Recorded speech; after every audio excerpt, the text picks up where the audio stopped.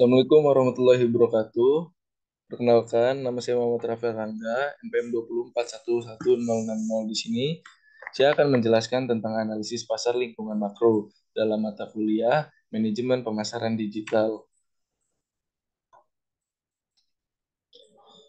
Analisis situasi untuk pemasaran digital. Analisis situasi dalam pemasaran digital adalah proses evaluasi yang dilakukan oleh perusahaan atau pemasaran untuk memahami kondisi, tantangan, dan peluang yang ada dalam lingkungan online. Ini adalah langkah awal dalam merencanakan strategi pemasaran digital yang efektif.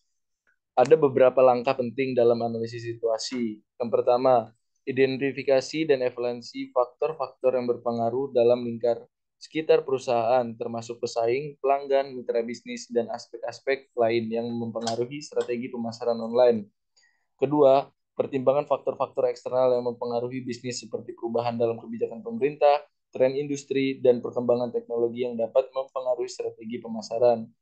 Ketiga, identifikasi kekuatan, kelemahan, peluang, dan ancaman perusahaan dalam konteks pemasaran digital ini membantu dalam memasuki strategi yang tepat.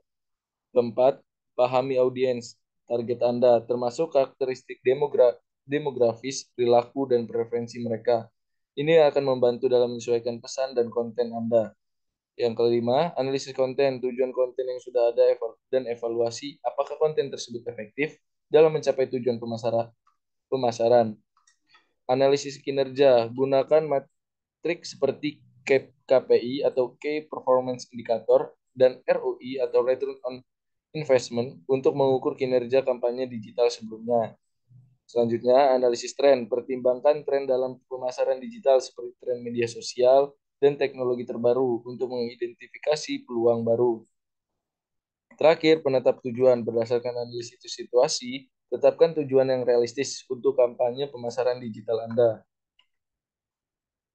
Lingkungan pemasaran digital. Lingkungan pemasaran digital mengacu pada faktor dan elemen yang mempengaruhi strategi dan taktik pemasaran dalam ranah digital. Ini melibatkan berbagai aspek diantaranya pasar online, melibatkan pemahaman tentang perilaku dan preferensi konsumen online, serta persaingan dalam industri tertentu. Media sosial, faktor yang mempengaruhi strategi pemasaran melalui platform media sosial seperti TikTok, Line, Facebook, Instagram, Twitter, dan lainnya. Perangkat dan teknologi, perkembangan perangkat dan teknologi seperti perangkat mobile, tablet, dan perangkat wearable yang mempengaruhi cara orang mengakses internet. Big data dan analitik, penggunaan data untuk memahami perilaku konsumen dan mengoptimalkan kampanye pemasaran. Peraturan dan kebijakan, hukum dan regulasi yang berkaitan dengan pemasaran digital seperti GDPR di Eropa. Tren dan desain konten, bagaimana perubahan dalam desain web dan tren konten mempengaruhi cara pesan yang disampaikan kepada audiens. Lingkungan pemasaran digital terus berubah seiring waktu, sehingga penting bagi pemasar untuk selalu memantau perubahan ini dan beradaptasi agar cepat relevan dalam upaya pemasaran mereka. Memahami pelanggan dalam pasar digital. Memahami pelanggan dalam pasar digital adalah kunci untuk kesuksesan pemasaran online. Beberapa cara untuk mencapai pemahaman ini meliputi penelitian pasar, analisis data, persona pelanggan, feedback pelanggan, melacak perilaku online, personalisasi konten, mengamati persaingan, pemahaman terus-menerus. Pemahaman yang mendalam tentang pelanggan Anda dalam pasar digital membantu Anda menyusun strategi pemasaran yang lebih efektif dan mempengaruhi upaya Anda untuk memenuhi kebutuhan dan ekspektasi pelanggan secara lebih baik. Pilihan konsumen dan pengaruh digital. Pilihan konsumen sangat berpengaruh oleh berbagai faktor digital dalam lingkungan pemasaran. Beberapa pengaruh utama termasuk rekomendasi sosial, pencarian online, iklan target, e-commerce dan marketplace, kemudahan transaksi, keamanan dan privasi, tren sosial dan budaya. Dunia digital ini dapat mencakup tren mode kebijakan sosial atau isu-isu lingkungan. Pengaruh digital sangat kuat dalam membentuk pilihan konsumen saat ini, sehingga perusahaan harus memahami bagaimana memanfaatkan aspek-aspek ini dalam strategi pemasaran mereka untuk mencapai target pasar yang efektif. Karakteristik pelanggan. Karakteristik pelanggan merujuk pada atribut preferensi dan sifat-sifat yang membedakan satu konsumen dari yang lain. Ada beberapa karakteristik pelanggan yang umumnya dipertimbangkan dalam analisis pemasaran. Yang pertama, demografi. Ini mencakup faktor seperti usia, jenis kelamin, pendapatan, pekerjaan, status perkawinan, dan lokasi geografis. Demografi membantu dalam pemilihan target pasar. Geografi informasi tentang lokal fisik pelanggan, baik tinggal atau wilayah geografis yang mereka pilih, penting untuk strategi pemasaran regional. Psikografi ini mencakup nilai-nilai minat, gaya hidup, dan kepribadian pelanggan. Psikografi membantu dalam memahami motivasi preferensi mereka. Perilaku konsumen memahami bagaimana pelanggan berperilaku seperti sikap terhadap merek, siklus pembelian brand, kebiasaan konsumsi, dan membantu dalam menyusun serta pemasaran yang lebih efektif. Pengeluaran dan kapasitas beli. Mengetahui sejauh mana pelanggan bersedia mengeluarkan uang dan apa yang dapat mereka beli mengaruh penentuan harga produk dan pemasaran. Loyalitas dan retensi. Sejauh mana pelanggan setia terhadap brand dan sejauh mana mereka tetap sebagai pelanggan setia dapat berdampak pada strategi retensi dan loyalitas pelanggan. Sikap terhadap teknologi. Apakah pelanggan teknologi savvy atau lebih tradisional dalam preferensi mereka terhadap berbelanja dan berinteraksi dengan merek atau brand melalui platform digital. Keberlanjutan dan kesadaran lingkungan, apakah pelanggan peduli tentang masalah-masalah lingkungan dan mencari produk atau merek yang berfokus pada berkelanjutan.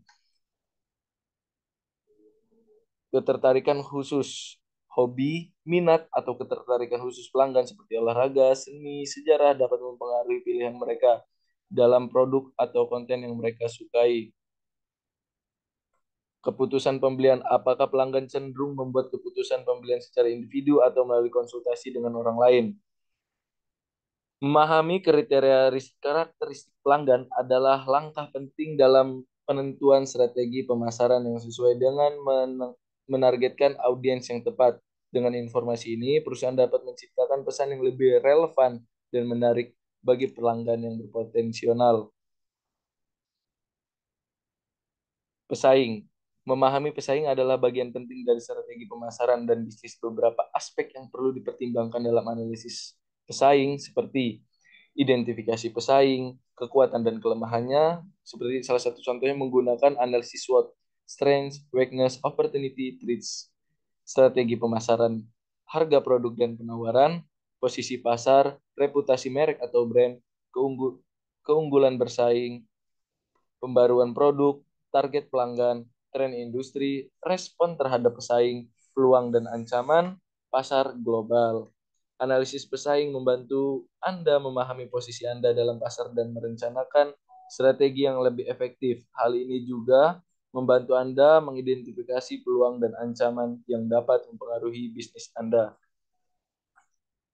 Pemasok. Pemasok dalam konteks bisnis adalah entitas atau individu yang menyediakan barang, layanan, atau bahan kepada perusahaan.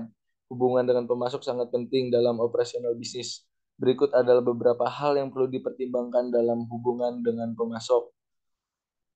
Yang pertama, kualitas produk atau layanan, harga dan kondisi pembayaran, ketersediaan dan kepuasan pelanggan, ketahanan pasokan, keamanan data dan privasi, kemitraan jangka panjang, negosiasi kontrak, diversifikasi pemasok, pantau kinerja pemasok.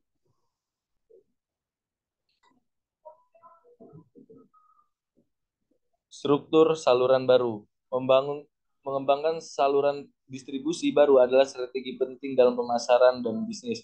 Berikut ada beberapa langkah untuk membangun struktur saluran baru.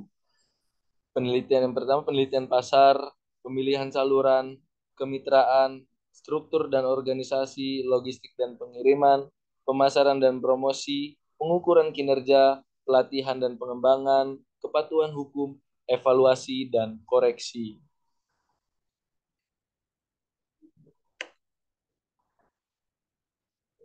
Model bisnis digital untuk e-commerce. Model bisnis digital e-commerce adalah kerangka kerja yang merinci dan perusahaan e-commerce menghasilkan pendapatan. Berikut beberapa model bisnis digital yang umum digunakan dalam e-commerce. E-commerce retail, penjualan produk secara langsung kepada konsumen melalui platform e-commerce. Pendapatan diperoleh dari harga jual produk dan mungkin juga biaya pengiriman. Subscription model, pelangganan pembayaran, biaya pelangganan, bulanan, atau tahunan untuk mengakses produk atau layanan ini umumnya digunakan untuk bisnis berlangganan seperti layanan streaming video atau penjualan produk berulang. Selanjutnya ada marketplace, dropshipping, afiliasi atau affiliate marketing, pemasaran langganan atau box subscription, pembelian grup atau group buying, customization and personalization, pengiklanan, peer-to-peer marketplace, sumber terbuka atau lisensi, jasa langganan, cross-border e-commerce, pasar niche atau niche market, e-commerce untuk produsen atau manufaktur e-commerce. Model bisnis digital e-commerce yang dipilih akan sangat bergantung pada jenis produk atau layanan yang ditawarkan, target pasar, dan strategi perusahaan. Beberapa e-commerce dapat menggunakan lebih dari satu model bisnis untuk mendiversifikasi pendapatan mereka. Sekian pemaparan dari saya. Ada kurang saya mohon maaf. Kepada Allah saya mohon ampun. Wabillahi taufiq wal hidayah. Wassalamualaikum warahmatullahi wabarakatuh.